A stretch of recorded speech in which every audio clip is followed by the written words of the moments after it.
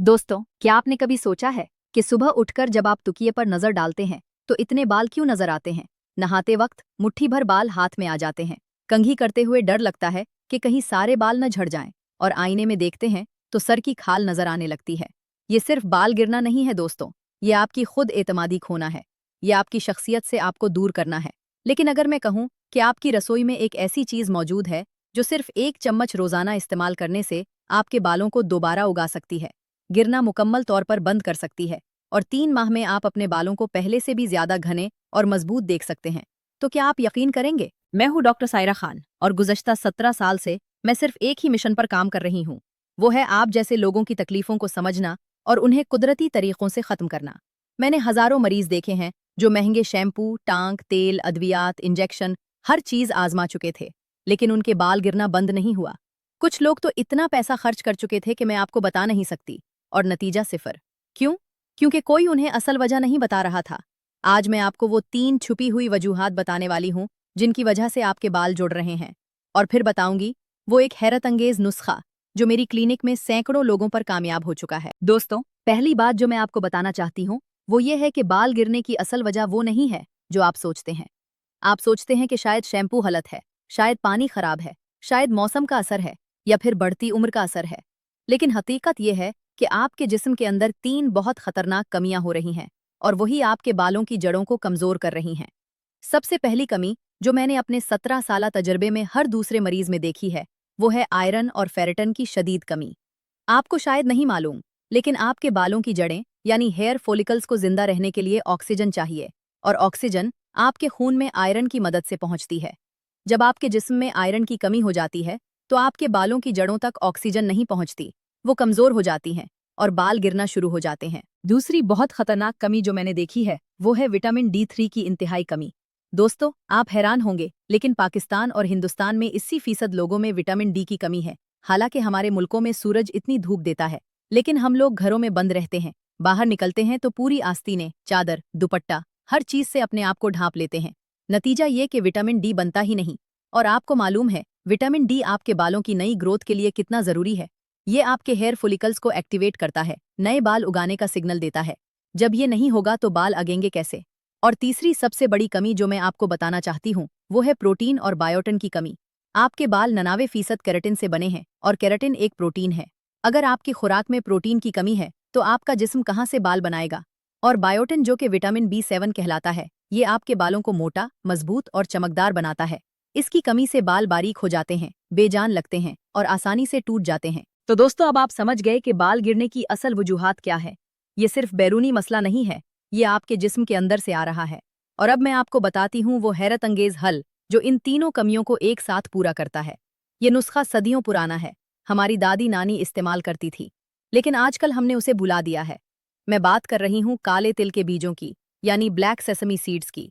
दोस्तों, अगर आपको ये मालूमात मुफीद लग रही हैं तो ज़रा नीचे लाइक का बटन दबा दीजिए, और अगर आपने अभी तक मेरा चैनल सब्सक्राइब नहीं किया तो अभी सब्सक्राइब कर लें, और बेल आइकॉन को भी दबा दें, ताकि जब भी मैं सेहत से मुताल्लिक कोई नया राज लेकर आऊं तो आपको फौरी तौर पर पता चल जाए।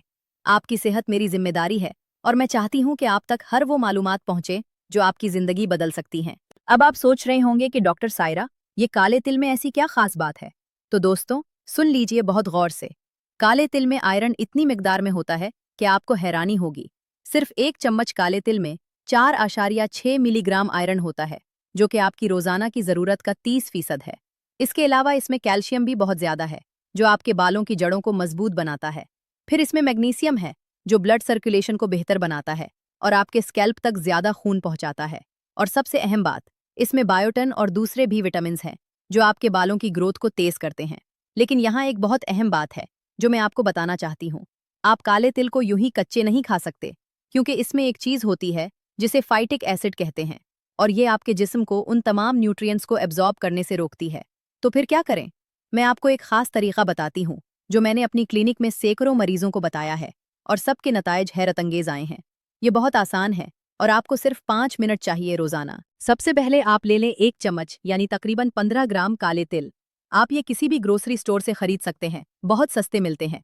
इन तिलों को रात को आधा कप पानी में भिगो दें, सिर्फ आधा कप साफ पानी, और उसमें ये तिल डालकर रात भर के लिए छोड़ दें। सुबह जब आप उठेंगे तो आप देखेंगे कि तिल फूल गए हैं, थोड़े नर्म हो गए हैं। अब आपको ये तिल पानी समेत एक ग्राइंडर या मिक्सर में डालने हैं। अगर आपके पास ग्राइंडर नहीं है तो आप एक पत्थर या सिल बटे पर भी पीस सकते हैं। इनको अच्छी तरह पीस लें ताकि एक स्मूथ पेस्ट बन जाए।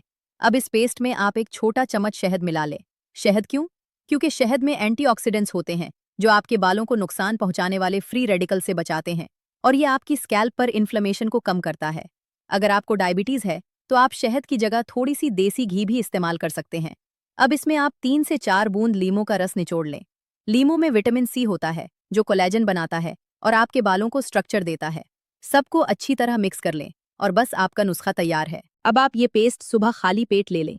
बहुत अहम है कि आप ये खाली पेट लें ताकि आपका जिस्म इसके तमाम न्यूट्रिएंट्स को मुकम्मल तौर पर एब्जॉर्ब कर सके।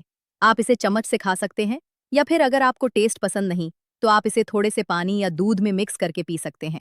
इसके बाद कम से कम 30 मिनट तक कुछ न खाएं। लेकिन दोस्तों, ये सिर्फ अंदर से काम नहीं करता। मैं आपको एक इजाफी तरीका भी बताती हूँ जो बाहर से आपकी स्कल्प को ताकत देगा। आप उन भुगोए हुए तलों में से थोड़ा सा हिस्सा अलग रख लें, उसे पीस लें और इसमें 2 चम्मच नारियल का तेल मिला लें। इस मिक्सचर को आप अपनी स्कल्प पर मसाज करें, खास तौर पर उन जगहों पर जहां बाल ज्यादा गिर रहे हैं या जहां बॉल्ड पैचेस हैं। नरमी से सर्कुलर मोशन में मसाज करें 5 से 10 मिनट तक। इससे आपकी स्कल्प में ब्लड सर्कुलेशन बढ़ता है और न्यूट्रिएंट्स सीधे बालों की जड़ों तक पहुंचते हैं। इस मसाज के बाद कम से कम 2 घंटे या अगर मुमकिन हो तो रात भर के लिए इसे लगा रहने दें, फिर माइल्ड शैम्पू से धो लें। अब आप सोच रहे होंगे कि डॉक्टर साहिबा कितने दिन में नतीजा नजर आएगा? तो मैं आपको बहुत ऑनेस्टली बताती हूँ। पहले हफ्ते में आपको महसूस होगा कि आपके बाल गिरना कम हो गया है। जब आप कंघी करेंगे या नहाएंगे तो कम बाल गिरेंगे। ये पहली अलामत है कि ये नुस्खा काम कर रहा है। दूसरे हफ्ते में आपको अपने बालों में एक चमक नजर आएगी, वो ज्यादा सॉफ्ट महसूस होंगे, कम उलझेंगे। तीसरे हफ्ते में आपके बालों की टेक्सचर बदलना शुरू हो जाएगी, वो ज्यादा थिक और स्ट्रॉन्ग महसूस होंगे। चौथे हफ्ते यानी 1 माह के बाद अगर आप अपनी स्काल्प को करीब से देखें तो आपको बहुत छोटे छोटे बाल नजर आएंगे। ये नए बाल हैं जो उगना शुरू हो गए हैं। ये बेबी हेयर कहलाते हैं और ये वो अलामत है जिसका आप इंतजार कर रहे थे। दूसरे महीने में ये नए बाल लंबे होना शुरू हो जाएंगे और आप देखेंगे कि जो जगहें पतली थी वहां बाल आने लगे हैं। तीसरे महीने तक आपको वाज़ेह फर्क नजर आएगा।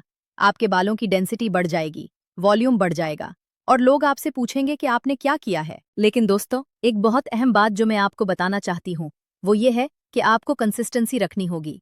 आप 2-3 दिन लेकर छोड़ नहीं सकते। कम से कम 3 माह तक रोजाना बगैर नागा के लेना है और साथ में आपको अपनी खुराक का भी ख्याल रखना होगा। प्रोटीन ज्यादा खाएं, दालें, अंडे, दूध, मछली, ये सब आपके बालों के लिए बेहतरीन है। पानी ज्यादा पिएं, कम से कम 8 गिलास रोजाना। और तनाव कम करें क्योंकि स्ट्रेस आपके बालों का सबसे बड़ा दुश्मन है। मैं आपको एक रियल मिसाल देती हूँ। मेरी क्लिनिक में एक मरीजा आए जिनका नाम फरीदा बीबी था। उम्र 64 साल। उनके बाल इतने गिर चुके थे कि उनके सर के ऊपर की जल्द साफ नजर आ रही थी। वो बहुत परेशान थी। रोते हुए मेरे पास आए और कहा कि डॉक्टर साहिबा, मैं अब शादी ब्याह में जाने से भी कतरा रही हूँ क्योंकि लोग मेरे बालों को देखकर तबसरे करते हैं। मैंने उनसे उनकी तमाम रिपोर्ट्स देखीं। उनमें शदीद आयरन की कमी थी और विटामिन डी भी बहुत कम था।